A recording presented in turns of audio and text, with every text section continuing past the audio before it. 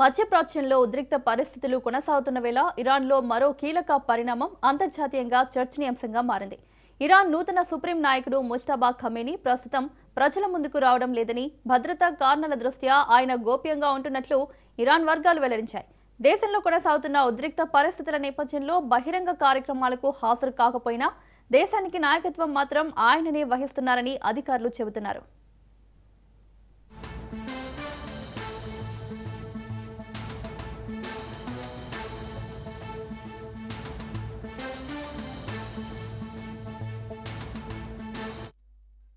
గత నెలలో ఇరాన్ సుప్రీంను అయతుల్లా ఖమేనీ అమెరికా ఇజ్రాయెల్ దాడుల్లో హతమైన ఘటన ఇరాన్లో భారీ ఉద్రిక్తతకు దారితీసింది.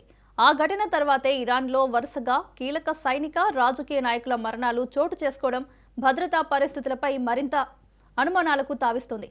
ఇదిలా ఉండగా ముజ్తబా ఖమేనీపై కూడా జరిగిన దాడిలో స్వల్ప గాయాలు అయ్యాయనే వార్తలు వెలువడుతున్నాయి. అయితే ఈ విషయంపై అధికారిక ధృవీకరణ మాత్రం లేదు.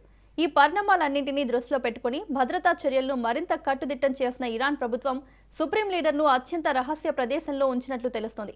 ప్రస్తుతం దేశంలో యుద్ధ పరిస్థితులు నెలకొన్న వేళ శత్రు దేశాల నుంచి లక్ష్యంగా మారే ప్రమాదం ఉండడంతో ముజ్తబా ఖమేనీ జాగ్రత్తలు తీసుకుంటున్నారని విశ్లేషకులు భావిస్తున్నారు.